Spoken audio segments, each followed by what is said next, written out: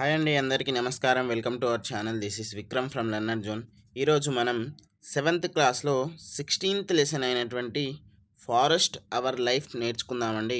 ఇక్కడ మనకు కొన్ని ఇంపార్టెంట్ పాయింట్స్ ఉన్నాయి. ఎట్లా అంటే మనకు ఫారెస్ట్ గురించి ఇచ్చారు, దానికి సంబంధించినటువంటి మనకు తెలంగాణలో ఎట్లా ఉంటుందని ఇచ్చారు, అలాగే మనకు కోయా ట్రైబ్స్కి ఇచ్చారు, తర్వాత మనకు చెంచు ట్రైబ్స్, అలాగే చిప్కో మూమెంట్కి సంబంధించినటువంటి కొన్ని ఇంపార్టెంట్ పాయింట్స్ ఇచ్చారు. ఓకేనా అండి. కొత్తగా చూస్తున్నటువంటి మిత్రులు ఎవరైతే ఉన్నారో వాళ్ళు ఖచ్చితంగా సబ్స్క్రైబ్ చేసుకోగలరు. అలాగే మన ఛానల్ని లైక్ చేయండి, అలాగే మన ఫ్రెండ్స్ అందరికి కూడా షేర్ చేయండి. ఎడ్యుకేషనల్ ఇన్ఫర్మేషన్ కోసం మనకు గ్రూప్ ఉందండి. మనకు వాట్సాప్ గ్రూప్లో ఖచ్చితంగా మీరు జాయిన్ అవ్వగలరు. దానికి సంబంధించినటువంటి లింక్ నేను కామెంట్ బాక్స్లో ఇస్తాను. ఓకే, మనం ఇప్పుడు లెసన్ స్టార్ట్ చేసినట్లయితే మన అందరికీ తెలిసిన విషయమే, మనం ఓన్లీ ఇంపార్టెంట్ పాయింట్స్ మాత్రమే నేర్చుకుంటున్నాము. ఓన్లీ ఇంపార్టెంట్ పాయింట్స్లో నుండే మనం అంతా కూడా నేర్చుకుంటున్నాం. కాబట్టి ఇక్కడ చూడండి, ఆర్చర్డ్ అంటే ఏంటిది? తోట. ఇక్కడ మనకు 19.3% of geographical area of our country now for only forest. అంటే దాదాపుగా మనము 100% భూమి అనుకుంటే దాంట్లో ఓన్లీ 19.3% మాత్రమే మన యొక్క భూగోళంలో, అంటే ఏంటిది, మనకు జియోగ్రాఫికల్గా చూసుకున్నట్లయితే 19.3% మాత్రమే ఉంది అని ఇక్కడ మెన్షన్ చేయడం జరిగింది. తర్వాత a forest is a community of trees, shrubs, herbs and other plants and organisms that cover a large area using carbon dioxide, ఏంటిది, హైడ్రోజన్, సాయిల్, తర్వాత న్యూట్రిషన్. ఓకేనా. H2O అంటే వాటర్ అండి. ఓకే, సారీ, హైడ్రోజన్ అంటున్నా. Okay, మనకు ఇట్లా మనము forest is a community of trees, shrubs, animals, plants ఇవన్నీ కూడా ఉంటాయి కదా. కాబట్టి మనకు కార్బన్ డైఆక్సైడ్ కానివ్వండి, మనకు వాటర్ కానివ్వండి, మనకు న్యూట్రిషన్ కానివ్వండి, అవన్నీ కూడా మనకు ఫారెస్ట్ నుండే వస్తాయి. మన యొక్క కార్బన్ డైఆక్సైడ్ వాళ్ళు తీసుకొని మనకు ఆక్సిజన్ అనేది ఇస్తుంది. ఏంటి, ట్రీస్ అనేవి ఇస్తాయి. కాబట్టి మనకి ఇక్కడ మెన్షన్ చేయడం జరిగింది, lungs of our earth is, ఏంటిది, మనకు లంగ్స్ ఆఫ్ అవర్ ఎర్త్ అంటే మనకు ట్రీస్ లేదా ఫారెస్ట్ అంటాం. అవే కదండి మనకు ఇంపార్టెంట్. ఫారెస్ట్ లేకపోతే మన యొక్క ఆక్సిజన్కి చాలా ఇబ్బందిగా మారుతుంది. కాబట్టి lungs of our earth is ఏంటిది, ట్రీస్ ఆర్ ఫారెస్ట్. తర్వాత ఇక్కడ మనకు రెన్యూవబుల్ రీసోర్స్ ఫారెస్ట్ అనేది రెన్యూవబుల్ రీసోర్స్గా ఇచ్చారు. అది మనకు దేంట్లో ఉపయోగపడుతుందంటే ఎకలాజికల్ బ్యాలెన్స్ మెయింటెనెన్స్లో ఇంపార్టెంట్ రోల్ ప్లే చేస్తుంది. పర్యావరణ సమతుల్యతను కాపాడుకోవడానికి ప్రధాన పాత్ర పోషించేది అడవులు. ఓకేనా అండి. తర్వాత మనం ఇక్కడ చూసుకున్నట్లయితే ఇవన్నీ కూడా వాటికి సంబంధించిందే. దీంట్లో నుండే నేను షార్ట్గా అక్కడ తీసుకోవడం జరిగింది. ఓకేనా. తర్వాత ఇక్కడ మనం చూసుకున్నట్లయితే ఇవన్నీ కూడా మనం ఇప్పుడే నేర్చుకున్నాం. ఇక్కడ నుండి ఒక్కసారి చదువుదాం. They are an important source of timber, fuel wood, cane, resins, lac, oils, fruits, nuts, firewood, fodder of animals, honeys. ఇవన్నీ కూడా మనకు ఫారెస్ట్ నుండే దొరుకుతాయి.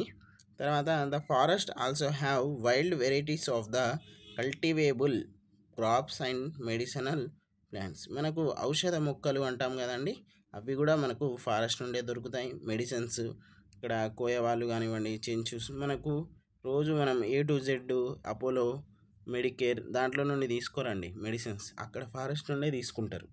ఓకేనా. If affected by a disease the whole forest are not destroyed. ఇప్పుడు ఒకవేళ ఒక చెట్టుకు కనుక ఏదైనా రోగం అంటే ఏదైనా డిసీజ్ వచ్చిందనుకోండి, ఇంకో చెట్టుకు పోదు.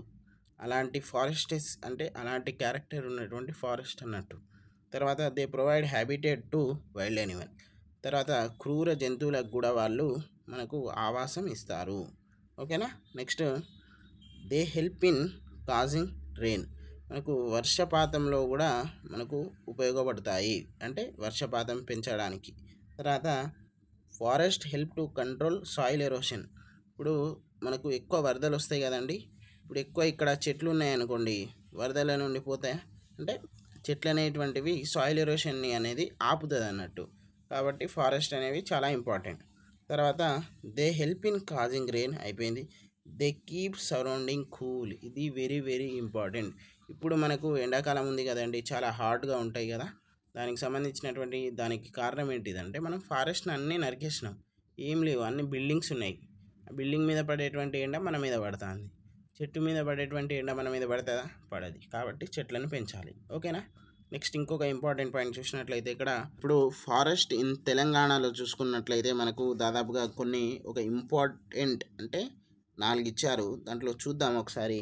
మనకి ఇక్కడ ఏటూ నాగారం ఫారెస్ట్ ఉంది. ఇక్కడ భూపాల్పల్లి డిస్టిక్ అని ఉంది. కాకపోతే ఇది మనకు పాత టెక్స్ట్ బుక్ అంటే పీడిఎఫ్ 2020-21లోనే ఉంది. మనకు ఇప్పుడు ఆన్లైన్లో నుండి పీడిఎఫ్ తీసుకున్నాం కదా.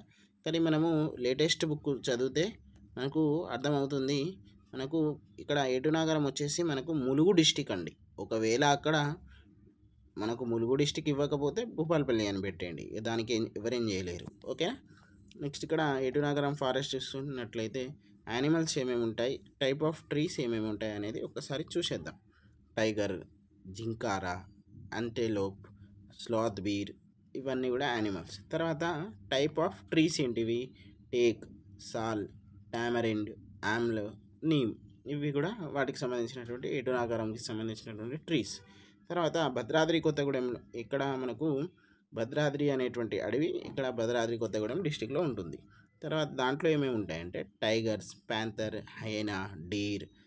ఏంటి ప్లాంట్స్ అంటే ట్రీస్ ఏముంటాయంటే టామరిన్ అంటే ఏంటిది మనకు చింత చెట్టు, ఆమ్లా ఉసిరికాయ, నీమ్ అంటే వేప చెట్టు, తర్వాత కెసియా అంటే ఏంటిది తంగేడు చెట్టు, టేక్ అంటే ఏంటిది మనకి టేక్ చెట్టు అంటాం కదా, రోసుడ్. ఓకే, ఇవన్నీ కూడా వాటికి సంబంధించినటువంటి. నెక్స్ట్ మహబూబ్ నగర్ అడవులలో ఏముంటాయి? మహబూబ్ నగర్ అడవు అంటే మనకు కర్నూలు పక్కన నల్లమల్ల అడవులు ఉంటాం కదా, దానికి సంబంధించింది అన్నట్టు. Next tigers, deers, chimpanzees, pythons, bamboos, baboons, snakes, fox, ఇవన్నీ కూడా యానిమల్స్. మరి ప్లాంట్స్ ఆర్ ట్రీస్ ఏముంటాయి? టామరిండ్, ఆమ్లా, నీమ్, తంగేడు, బ్యాంబూ. తర్వాత ఆదిలాబాద్ వచ్చేసినట్లయితే మనకు ఎలిఫెంట్స్ ఇక్కడ ఎక్కడైనా వచ్చాయా? రాలేదు. అది గుర్తుపెట్టుకోండి. టైగర్స్, తర్వాత మాంకీస్, తర్వాత టామరిండ్, ఆమ్లా, నీమ్, తంగేడు, అడ్డకు. ఇప్పుడు ఈ అడ్డకు అనేది రాలే. తర్వాత ఈ బ్యాంబూ అనేది ఈడనే వచ్చింది. కాబట్టి ఈ రోసుడ్ ఈడ వచ్చింది. సో ఇవన్నీ కూడా కామన్ కదా, ఇది సాలిడ్ వచ్చింది. సో అవి ఏదైతే డిఫరెంట్ ఉన్నదో మీరు నేర్చుకోండి. ఓకేనా? మనం నెక్స్ట్ ఇది షార్ట్కట్లో ఇచ్చామండి, మీరు రాసుకోండి. నెక్స్ట్ ఇక్కడ ఏంటిది? Forest of hot and humid areas, forest of cold areas. మన అందరికీ తెలిసిందే.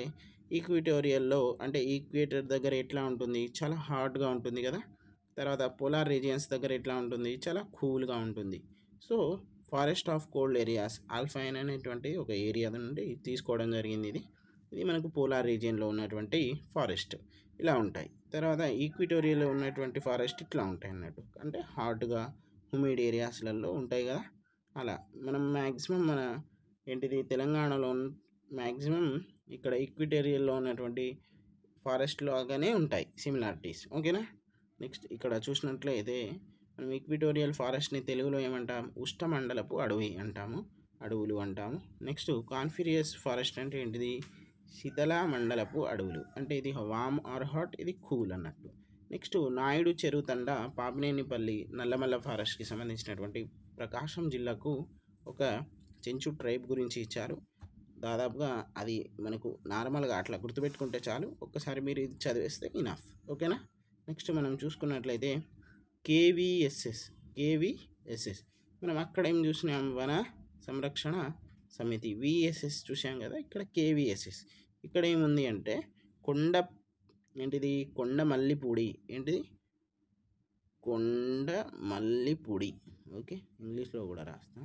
కొండమల్లిపూడి వన సంరక్షణ సమితి అనేది ఫామ్ చేసుకున్నారు. ఎవరు ఫామ్ చేసుకున్నారంటే కోయాస్. వీళ్ళు ఎక్కడ ఉంటున్నారంటే అనంతగిరి హిల్స్ సమీపంలో, అంటే ఆ అడవులలో ఉంటారు. ఇక్కడ మనం చూసుకున్నట్లయితే వాళ్ళు ఏ కోట మీద ఉంటారంటే ఆ కోట కూడా ఇచ్చారు ఇక్కడ. ఏంటిది? శృంగవరపు కోట. ఓకేనా? అది ఎక్కడ ఉంటుందంటే కొండమల్లిపూడిలో ఉంటుంది.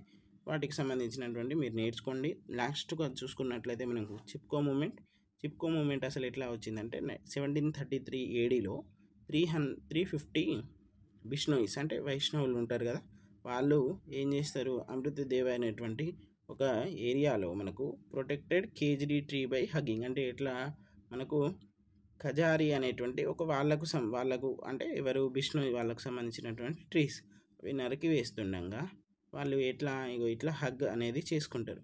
దాదాపుగా మీకు సోషల్లో కూడా వస్తుంది, ఇది గుర్తుపెట్టుకోండి. సో అట్లా వస్తుంది కాబట్టి వాళ్ళు నరికివేయకుండా ఏంటిది ఖజారి వృక్షాలను కౌగిలించుకొని కాపాడుకుంటారు. ఆ ఏదైతే అమృతిదేవి అనేటువంటి ఆ చిపుకో మూమెంట్ ఉందో దాని తర్వాత బిష్ణోయిస్ వాళ్ళ తర్వాత సుందర్ లాల్ బహుగుణ అతను దాన్ని ఫార్వర్డ్ చేయడం జరిగింది. అది చాలా పెద్ద మూమెంట్గా కూడా మారడం జరిగింది. దాని గురించి ఒకసారి బ్రీఫ్గా మీరు నేర్చుకోండి. ఓకే. కార్తీక వనాలు అంటే ఏంటిది? మనకు బంజరు భూములలో చెట్లు పెంచుతారు కదా, గవర్నమెంట్ పెంచుతుందండి ఇది. ఓకేనా? కార్తీక వనం అంటాం కదా మనం. సో అది దానికి సంబంధించినటువంటి మ్యాటర్. తర్వాత ఒక ఇంపార్టెంట్ ఏంటిది? సోషల్ ఫారెస్ట్రీ అంటే ఏంటిది అంటే growing more number of plants and trees in public areas. సామాజిక వనాలు అంటే ఏంటిది? మనకు ఏంటిది ఎక్కువ మొత్తంలో మొక్కలను మన యొక్క పబ్లిక్ ఏరియాస్లలో పెంచడానికి మనం సామాజిక వనాలు అంటాం. ఓకేనా అండి? లాస్ట్కు మనము అందరూ కూడా సబ్స్క్రైబ్ చేసుకోండి. అలాగే మన యొక్క ఛానల్ని లైక్ చేయండి. అలాగే మన ఫ్రెండ్స్ అందరికి కూడా షేర్ చేయండి. థ్యాంక్ యూ అండి.